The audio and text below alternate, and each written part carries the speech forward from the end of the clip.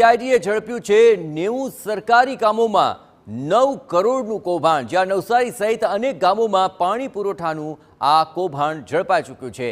સરકારી અધિકારીઓ અને કોન્ટ્રાક્ટરે આ મામલે ઉચાપત કરી છે, જેમાં 5 સરકારી અધિકારીઓ સહિત કુલ 10 લોકોની ધરપકડ કરવામાં આવી છે। એક કાર્યપાલ ઇજનેર, 2 ડેપ્યુટી ઇજનેર અને 2 ક્લાર્કની આ મામલે ધરપકડ થઈ ચૂકી છે। એ ઉપરાંત 5 હેડ કોન્ટ્રાક્ટર્સની પણ ધરપકડ કરી લેવામાં આવી છે। તમામ આરોપીઓ 8 દિવસના રિમાન્ડ પર મોકલી દેવાયા। તો સમગ્ર મામલે કઈ રીતે ગેરરીતિ આચરવામાં આવતી હતી તેને લઈને હવે તપાસ કરવામાં આવી રહી છે।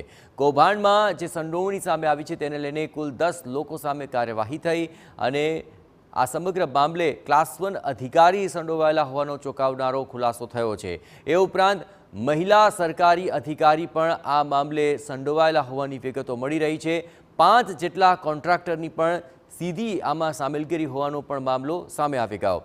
તો કુલ મળીને 5 જેટલા અધિકારીઓ આ સમગ્ર મામલે જોડાયેલા છે અને અન્ય 5 કોન્ટ્રાક્ટર તે પણ જોડાયેલા છે, જ્યાં નવસારી જિલ્લાના બિલીમોરાના આ અધિકારીઓ હોવાની વિગતો છે। ક્લાસ 1 અધિકારીથી લઈને કોન્ટ્રાક્ટર સુધીની સંડોવણી સામે આવતા કુલ 10 લોકો સામે કાર્યવાહી થઈ। તમામ આરોપીઓને 8 દિવસના રિમાન્ડ પર મોકલી દેવાયા છે, જેમાં ચોંકાવનારા ખુલાસા થઈ શકે છે। કુલ મળીને 9 કરોડથી વધુનું આ કૌભાંડ ઝડપાયું છે, જેમાં 90 જેટલા સરકારી કામોની અંદર ગેરરીતિ આચરવામાં આવી હોવાની વિગતો મળી છે। પાયલ એન્ડ બંસલ, રાકેશ પટેલ આ તમામ નામો સામે આવી રહ્યા છે જે અધિકારીઓ છે અને તેમની સામેલગીરી છે। ઉપરાંત જગદીશ પરમારનું નામ પણ આ સમગ્ર મામલાની અંદર ખુલી ચૂક્યું છે। એ સિવાય અન્ય 2 નામોમાં ચિરાગ પટેલનું નામ પણ સામે આવી ચૂક્યું છે અને અન્ય 5મું જે નામ છે તે છે મિતેશ નરેન્દ્ર શાહ। આ 5 અધિકારીઓ જે અલગ અલગ સ્તર પર કામ કરતા હતા।